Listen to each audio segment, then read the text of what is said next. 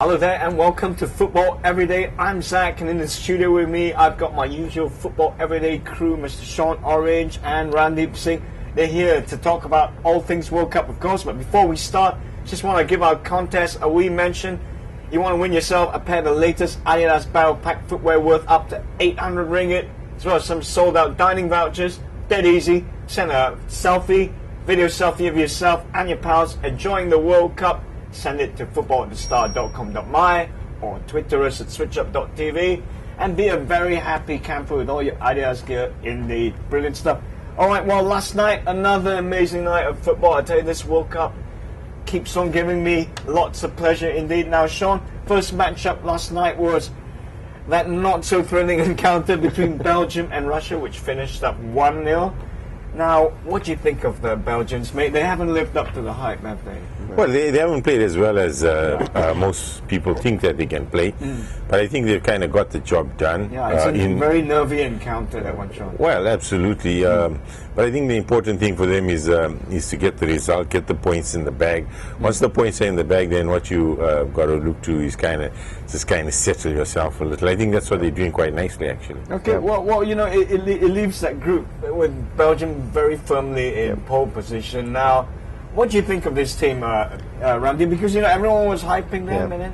Well, I mean, they obviously played better than they played against Algeria. Yeah. They were more confident on the ball. I think Hazard was more in the game, and De Bruyne and Lukaku. Well, Lukaku got substituted, but you know, they were better compared to the first game. But the Russians, as much as they are technically superior and good on the ball, right? They fizzled out. They are not fit. Yeah. They're not fit, you know. It's very strange for a Capello team as well, you know, to question fitness. Well, I tell you what, in the other Group H encounter, we had a thriller in Manila. I tell you, 6 goals between Korea and Algeria. Yeah. Algeria winning 4-2. Now, Algeria, Sean, they really did their chances of qualifying a massive boost. Now, a draw in their final group game is enough to see them through, man. Absolutely. Yeah. I mean, having come from Africa myself, I'm quite pleased with the result. Yeah, man. But it doesn't totally surprise me. Algeria played well at the World Cup before. I think, you were quite tipping them as well, right? Yeah, because they've got some sound players from big European clubs, you know, from Valencia, from Borussia Dortmund, and a few clubs from France. Yeah. And in the first half, I thought there was the best first half performance from any team in the World Cup. But having said that, the Koreans were really poor in the first half. Exceedingly poor. We were just watching this morning and the defense, Sean. You have to say Koreans really fell asleep there. But like, where does this leave your Algerian team then? Oh, I think they're nicely set up for the finale. Yep. I think, like you indicated, if they can get a draw, then they'll go through. Well, what we should always remember is that once you get through the group stages, it's lottery after that. Yeah. And if you can just get there, then you got a chance. They play the Russians. The Russians are still in it, and you know. Anything can happen, but having seen both the teams play, I think Algerians stand a very good chance. Well, that Korea-Russia game is going to be a hell of a game. I'll tell you what, big shout out to Slimani. What a player that guy is. And Algeria, well, they secured just only their 2nd World Cup win in their history. Brilliant stuff. Well, the third game was my match of the night. Well, it happened this morning, actually. And what a thriller that was as well. More late goals. This has been a World Cup of late goals. Now, speaking of late goals, poor old USA, mate. I mean, heartbreak. They were brilliant. They took the game to the Portuguese, and I tipped USA to qualify from this group, and they have not disappointed me. They are confident on the ball, and I think in Jürgen Klinsmann, they've got a great manager. Okay. There's this bond in this team, right? And the Yanks, right? They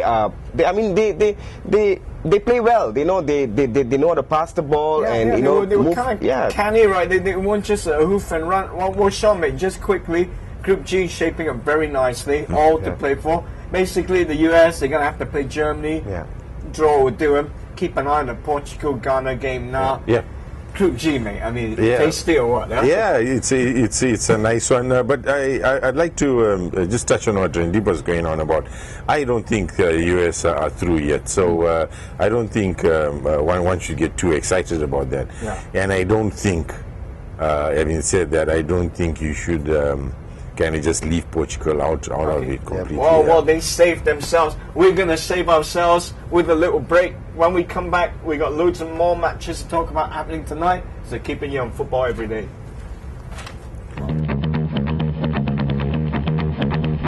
All in or nothing. It's a battle cry. A call to arms. The only way to live. The only way to play. It fuels them into battle. They step onto the field wearing war paint. Unleashing speed, energy and control. Bearing the marks of those that know there is only one way. Hunt or be hunted. Fear or be feared. Evolve or die.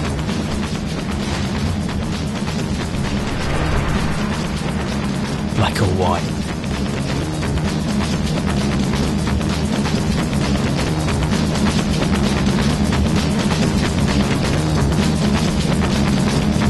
Hello there, welcome back to Football Everyday. Well, we've got 4 matches to talk about for this evening, so on with the chat, lads. First up is that dead rubber between Australia and Spain. I think we can skip that one. Boring. Just want to say goodbye, Spain. Thanks for the memories. And Australia too. Nice one. All right. Holland versus Chile. Now, this is the serious stuff we're talking about here. A Group B's decider, basically. Pits 2 fearless attacking teams. Sean, how do you see this one shaping up? Well, I think for Chile, it might be considered a bit of a surprise to some, but not necessarily, because they do have some excellent quality in their team, and they will have now the belief that they can get through and go quite far in the tournament, actually. Yeah. Let me tell you a bit about what's been being said at the moment. Now, Chile coach Jorge Sampaoli, he has criticised the state of the pitch at Arena Corinthians, and Louis van Gaal, he's been talking about FIFA playing dirty tricks. So it's a bit of a tense, nervy build-up to this game, both sides, Chile are a very confident team. I like I think they. Here's the coach talking about the pitch before a game. Arturo Vidal is described because as Chile, final. Chile plays. I mean, they like to pass the ball around, and the pitch condition is important. But the Dutch will top the group with a draw, and then Brazil is playing at 4 o'clock. Yeah. So Brazil can actually decide who they want to play with, But I don't know. I think that Brazil won't lose to Cameroon. It's a bit dodgy as far as scheduling is concerned, no? Yeah, it sounds like that, but I don't think Brazil want to finish second in the group, because I don't believe that they fear anybody in the next round. Yeah. Actually, if you're going to start building up fear within before you get through the group stages, then your chances of winning the tournament are quite slim. Yeah. So I don't think they'll be thinking that way. Well, we're going to get to Brazil a little later on, but I want to throw this at you, right? You were saying a bit earlier about how Spain, they've not quite impressed you, right? You mean the Dutch? Yeah, the Dutch, sorry. Well, the first game, obviously, they ran riot against the Spanish, and they were made to look good because of a poor Spanish performance, from the goalkeeper and all that. But the Dutch, I saw the full game against Australia, and if Australia had 2 classy strikers, I think the Dutch would have been dead and buried in that game, because they had so many chances, the Australians, and individual brilliance. Ian Robben van Persie decided the Aussie game. But I don't. Twitching. I wanted to come in, actually. I think what we should always also remember is that you play against a team like Spain and you win, you score 5 goals. Excellent result, good football. You cannot go into the next game, regardless of who you are playing, of being confident, and go in with the same level, the tempo exactly the same. You cannot.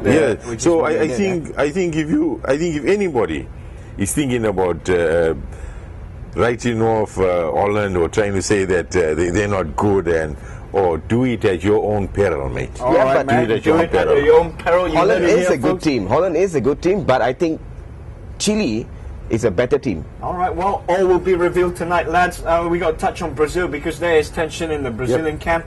Luis Felipe Scolari, he's getting a bit antsy at the moment. He's been playing the blame game, putting finger on the media for turning the public into skeptics. Basically, that's media talk for saying the fans are not quite impressed with Brazil. They are under pressure. I mean, they were not impressive against against Mexico. Their strikers, Fred, Joe. I mean, what kind of players are that? You know, I mean, they were poor. You know. Well, speaking of Fred, poor Fred's been getting a lot of stick, even from the likes of Alan Shearer now. Fair dues here, Sean. You think it's warranted? I quite like Fred. I said I think you remember I said before the tournament that. Fred is one of my better players in the Brazilian team. Again, don't forget, Brazil coming into the tournament as hosts, there will always be pressure. The other thing, and it seems a lot of folks have forgotten, Scolari is the last manager to have won the World Cup for Brazil. He knows what he's doing. He's drawing the attention to himself. There's a reason. The reason is his boys haven't quite got it together. But you don't, in the group stage, you don't have to play at 100%. When you leave the group stage, then yes.